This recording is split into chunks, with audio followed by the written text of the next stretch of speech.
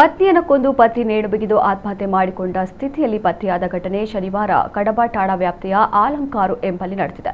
ಆಲಂಕಾರು ಪೇಟೆಯಲ್ಲಿ ಹೋಟೆಲ್ ನಡೆಸುತ್ತಿದ್ದ ಮೂಲತಃ ಕಾರ್ಕಳ ಬಜಗೋಡಿ ನಿವಾಸಿ ದಿನೇಶ್ ಹಾಗೂ ಸಿದ್ದಕಟ್ಟೆಯ ಸಂಗೀತ ದಂಪತಿ ಆಲಂಕಾರು ಕಜೆ ಎಂಬಲ್ಲಿ ಬಾಡಿಗೆ ಮನೆಯಲ್ಲಿ ವಾಸವಿದ್ದು ಶನಿವಾರದಂದು ಮೃತಪಟ್ಟ ಸ್ಥಿತಿಯಲ್ಲಿ ಪತ್ತೆಯಾಗಿದ್ದಾರೆ. ಪತ್ನಿಯನ್ನು ಕೊಂದು ಪತಿ ನೇಣು ಬಿಗಿದು ಆತ್ಮಹತ್ಯೆ ಮಾಡಿಕೊಂಡಿರುವ ಶಂಕೆ ವ್ಯಕ್ತವಾಗಿದ್ದು, ಈ ದಂಪತಿಗೆ 2 ವರ್ಷದ ಹೆಣ್ಣು ಮಗುವಿದೆ. 1 ತಿಂಗಳ ಹಿಂದೆಷ್ಟೇ ಆಲಂಕಾರಿನಲ್ಲಿ ನಡೆಸಿದ್ದ ಹೋಟೆಲ್ ಅನ್ನು ಬಿಟ್ಟು ತೆರಳಿದ್ದ ಇವರು ಶುಕ್ರವಾರದಂದು ಆಲಂಕಾರಿನ ಕಜೆಯ ಬಾಡಿಗೆ ಮನೆಗೆ ಪುನಃ ಬಂದಿದ್ದರು.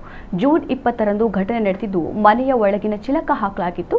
ಸ್ಥಳಕ್ಕೆ ಕಡಬ ಪೊಲೀಸ್ ಉಪನಿರೀಕ್ಷಕ ಜಂಬೂರಾಜ್ ಮಹಾಜನ್ ಮತ್ತು ಸಿಬ್ಬಂದಿ ಭೇಟಿ ನೀಡಿದ್ದು ಪರಿಶೀಲನೆ ನಡೆಸುತ್ತಿದ್ದಾರೆ.